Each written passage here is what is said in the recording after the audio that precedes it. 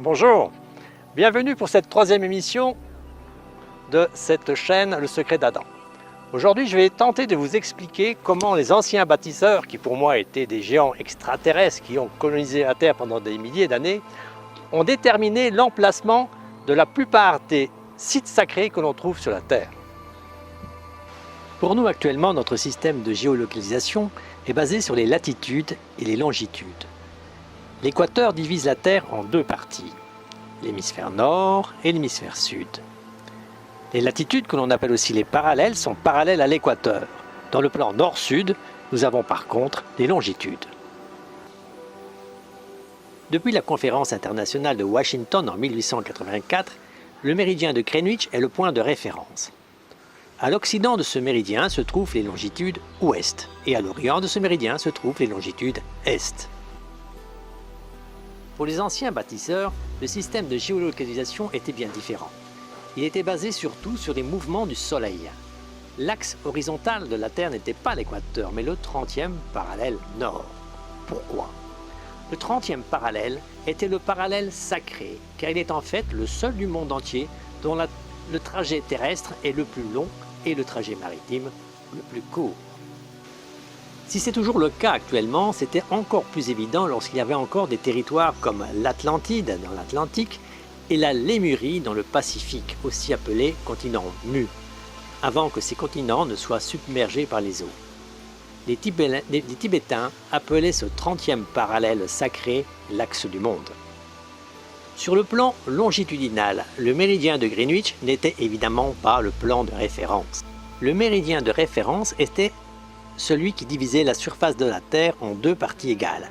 Ce méridien passe par Khufu, le plateau de Gizeh où se trouvent les pyramides et le Sphinx. Le plateau de Gizeh est donc le nombril de la Terre, l'endroit où se croisent le 30e parallèle sacré et le méridien de Khufu. Les anciens bâtisseurs apportaient aussi une grande importance aux fleuves. Il n'y avait pas de route sur la Terre lorsqu'ils sont arrivés. Ils remontaient donc les fleuves pour pénétrer dans les terres. L'axe de Khufu est aussi celui qui divise le delta du Nil en deux parties égales. Pour comprendre l'organisation de l'ancienne carte terrestre, nous allons nous mettre à la place des fondateurs de cette époque et prendre leur méthode de raisonnement. Vous savez que ces anciens bâtisseurs apportaient beaucoup d'importance aux chiffres. On commence donc par le nombre le plus sacré, c'est-à-dire 7. Je vous ai parlé du nombre 7 durant la deuxième émission, qui était très importante car la Terre est la 7e planète que l'on observe lorsque l'on entre dans le système solaire à partir de la ceinture de Kuiper. Nous divisons dès lors ce 30e parallèle sacré par le nombre sacré 7 pour obtenir 7 segments équidistants qui détermineront sur cet axe les 7 points les plus sacrés de la Terre. Le point 1 est donc le plateau de Gizeh en Égypte avec une latitude de 30 degrés et une longitude de 31 degrés 09. Sur ce plateau furent construits les 3 pyramides et le Sphinx qui étaient strictement couchés sur le 30e parallèle tourné vers l'Orient, là où le soleil se lève. Le Sphinx représente le roi céleste, le fondateur, le grand architecte de l'univers. Le Sphinx est le roi lion qui symbolise le chef-d'œuvre de la création. Le point 2 nous amène au Népal, la partie la plus au sud-ouest de la Chine. C'est la région du Tibet. Je pense que c'est à cet endroit que se trouvait le jardin d'Éden et non pas en Mésopotamie. Je consacrerai plus tard une émission spéciale sur ce jardin d'Éden sur ma chaîne Le Secret d'Adam. Encore plus à l'est se trouve le point 3. Cette fois, le point sacré se situe dans l'eau, dans la mer de Chine orientale et au sud-est de l'extrémité méridionale de Kyushu au Japon. Ce point sacré numéro 3 serait-il le berceau de toute la civilisation sino-japonaise? Vous connaissez évidemment les pyramides d'Égypte et la plupart des pyramides précolombiennes. Il existe cependant de nombreuses pyramides et lieux sacrés engloutis sous la mer de par le monde, qui restent totalement inconnus du grand public. C'est sur ce point sacré numéro 3 que l'on a découvert récemment les vestiges d'une des plus vieilles constructions du monde, la mystérieuse pyramide sous-marine de Yonaguni. Sa datation a révélé qu'elle remontait à au moins 8000 ans avant Jésus-Christ. Les deux points suivants, numéro 4 et numéro 5, sont également situés en pleine mer dans l'océan Pacifique. Ces deux points seraient-ils sur le haut lieu de culte du fameux continent de Mu, englouti sous la mer selon les légendes. La Lémurie, ou le monde de l'infraterrestre, correspond à ce fameux continent de Mu qui s'étendait sur une bonne partie de la Polynésie, mais aussi dont les côtes orientales allaient jusqu'à la Californie, la Colombie, le Canada et plus au sud-est jusqu'à l'île de Pâques. Du Pacifique, nous sautons au-dessus des États-Unis pour retomber dans la mer, mais cette fois dans l'océan Atlantique à côté de Miami. Le point sacré numéro 6 sur le 30e parallèle nous amène dans le triangle des Bermudes, célèbre par les nombreuses disparitions étranges et inexpliquées de navires et d'avions. C'est dans cette région du triangle des Bermudes que l'on a découvert en 1971 une pyramide à peine plus petite que la pyramide de Khéops et qui a la même angulation de ses côtés. Des études de datation carbone 14 estimèrent que cette pyramide et les structures qui l'entourent devaient être à la surface il y a environ 10 000 ans, ce qui ne signifie pas qu'elles venaient d'être édifiées à ce moment-là. Leur création devait probablement être encore plus antérieure, mais en ce qui concerne les bâtisseurs, c'est le mystère le plus total. Du point sacré 6, correspondant à la pyramide de Bimini, nous franchissons sur cet axe du monde le segment suivant pour arriver au point sacré numéro 7. Nous sommes cette fois à nouveau dans l'océan Atlantique près des îles des Canaries. Il est possible que ce point numéro 7 corresponde à l'emplacement d'un lieu très sacré de l'Atlantide, ce continent mystérieux qui a disparu sous les eaux. Serait-ce l'emplacement de l'ancien temple de Poséidon dont on parle dans les légendes? L'avenir nous le dira peut-être un jour. Cet axe du 30e parallèle sacré correspond à une direction équinoxale.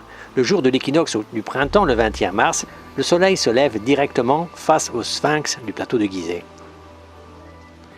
À partir de ces 7 points sacrés sur le 30e parallèle, nous pouvons continuer de tracer la carte géographique sacrée de l'échelle planétaire. Si on prend sur une planisphère le méridien sacré de Khufu qui passe verticalement sur le site de Gizeh, en le descendant par le sud, on va tomber sur d'autres sites sacrés comme au Soudan, dans l'ex-Nubie, le pays des pharaons noirs, où l'on retrouve un grand nombre de sites sacrés aux sources du Nil, ou encore, plus au sud, les ruines du grand Zimbabwe, qui selon une légende séculaire aurait été la capitale de la reine de Saba. Cette direction astronomique est la direction méridienne. Les anciens bâtisseurs attachaient beaucoup d'importance à d'autres directions liées au mouvement du Soleil, comme par exemple les directions solsticiales. Au cours de l'année, la déclinaison du Soleil varie. La déclinaison est l'angle entre le lever du Soleil et l'équateur céleste. Cet angle varie en fonction de la latitude sur laquelle on se trouve. En France, par exemple, cet angle varie entre plus 23,5 degrés lors du solstice d'été le 21 juin et moins 23,5 degrés lors du solstice d'hiver le 21 décembre.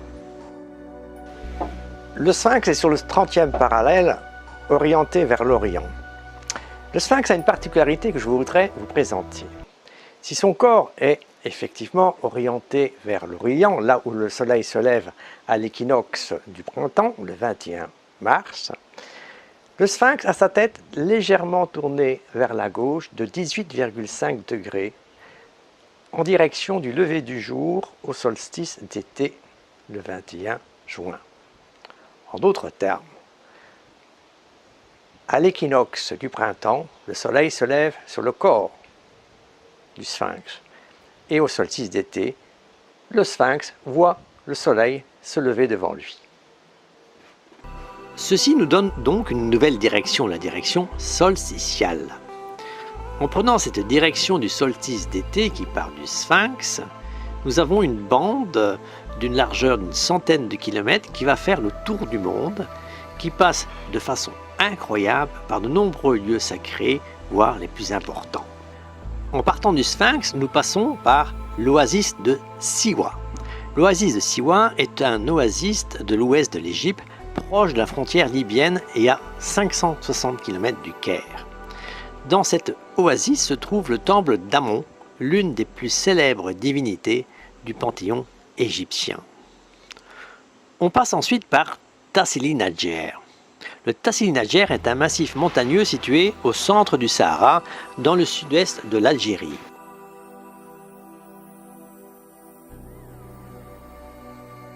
On entre ensuite au Mali. La direction solsticiale passe cette fois sur le territoire des Dogons. Les grands prêtres des Dogons, une tribu africaine du Mali, connaissaient l'existence de certaines étoiles, notamment Sirius, bien avant qu'elles ne soient détectées par nos télescopes modernes. Les Dogons ne sont pas ordinaires car leur cosmogonie est surprenante. Ils savaient par exemple que la planète Saturne avait des anneaux bien avant qu'on ne le découvre et que Jupiter avait 4 satellites principaux. On passe ensuite l'océan Atlantique et on arrive au Pérou en passant par les énigmatiques pyramides de Paratoari dans la jungle de l'Amazonie. À proximité se trouve la cité récemment découverte de Machu Picchu.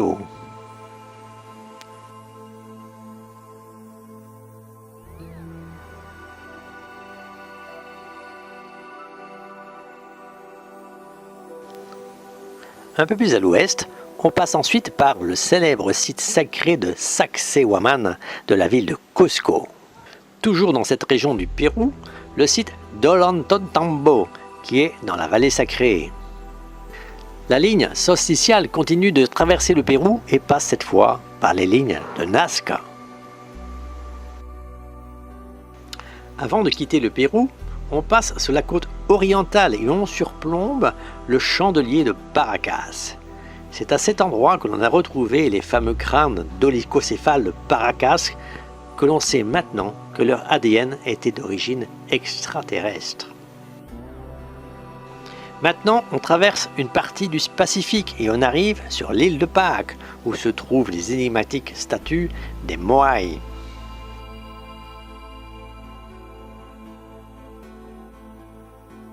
Que ce soit au Pérou ou sur l'île de Pâques, nous sommes à ce moment au solstice d'hiver puisque l'on est dans l'hémisphère sud, alors qu'au solstice d'été, on est dans l'hémisphère nord.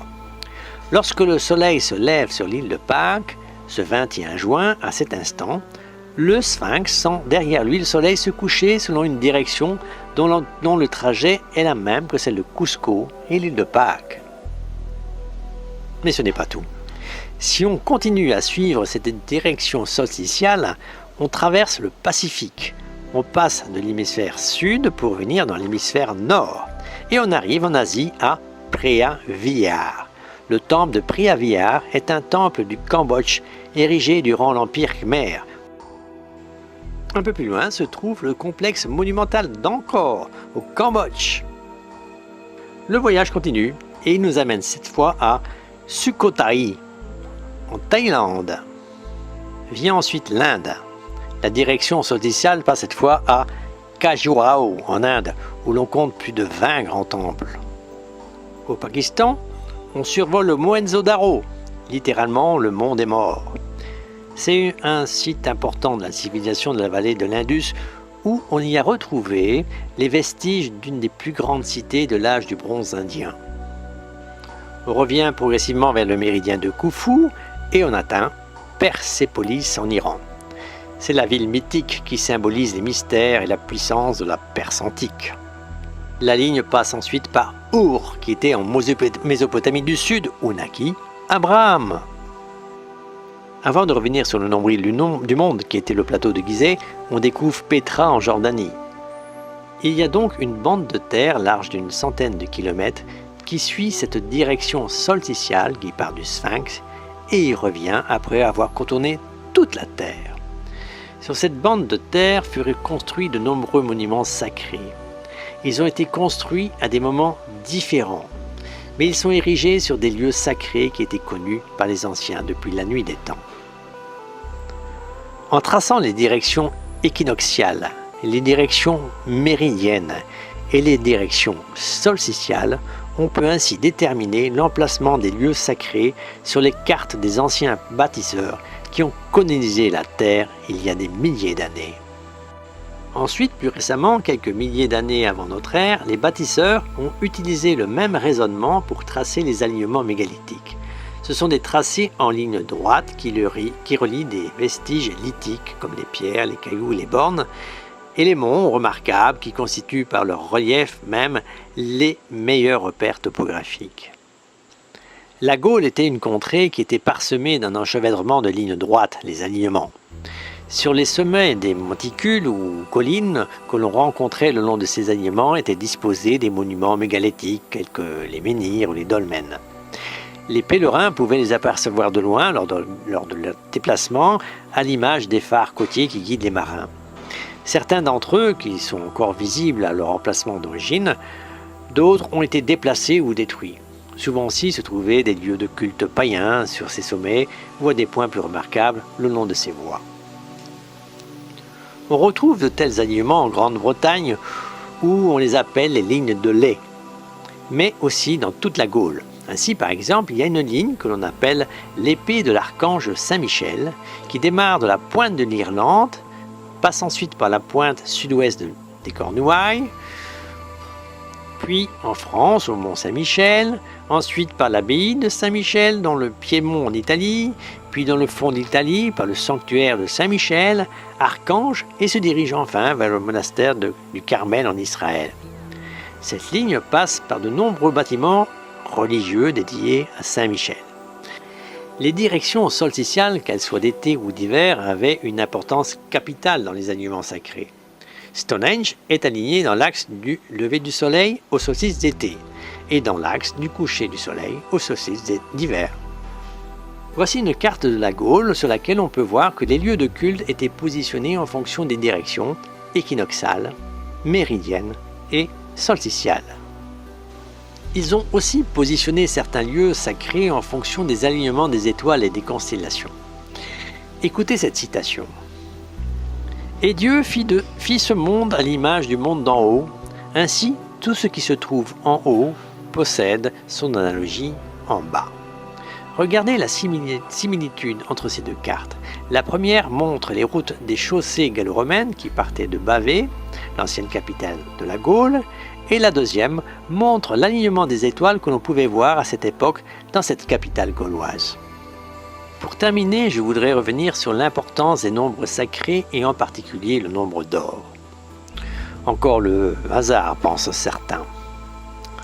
Eh bien regardez, au solstice de juin, sur cet alignement sacré courbé sur la surface de la Terre et incliné par rapport à l'équateur, le soleil se lève d'abord sur le Sphinx, puis sur Cusco, puis sur l'île de Pâques. La distance qui sépare le Sphinx de l'île de Pâques est comme par hasard 10 000 fois le nombre d'or. Et la distance entre l'île de Pâques et le temple d'Angkor Wat au Cambodge est de 16 180 km,3, soit également 10 000 fois le nombre d'or. L'Église chrétienne a aussi volontairement construit la plupart des cathédrales et d'autres monuments religieux sur ces lieux de culte païens. La cathédrale de Chartres, par exemple, a été construite sur le plus important lieu de culte païen où se déroulaient les jugements afin d'effacer son histoire de la mémoire des hommes et d'y placer à sa place un édifice monumental capable d'imposer dans la région un puissant symbole de la religion chrétienne pour des siècles et des siècles. Tout ce qui avait trait au paganisme ou la magie noire devait être éradiqué. L'Église aura fait la guerre en détruisant les reliques du paganisme. S'il ne reste que 10 à 20% des lieux de culte païens, c'est en partie à cause de l'Église, mais aussi à cause des agriculteurs qui ont débarrassé leurs champs des menhirs.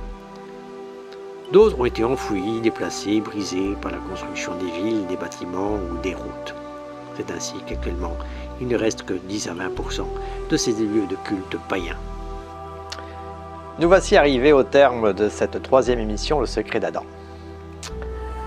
Lors de la prochaine émission, j'aurai l'occasion de vous parler du secret des Mayas. Merci pour votre attention et à bientôt.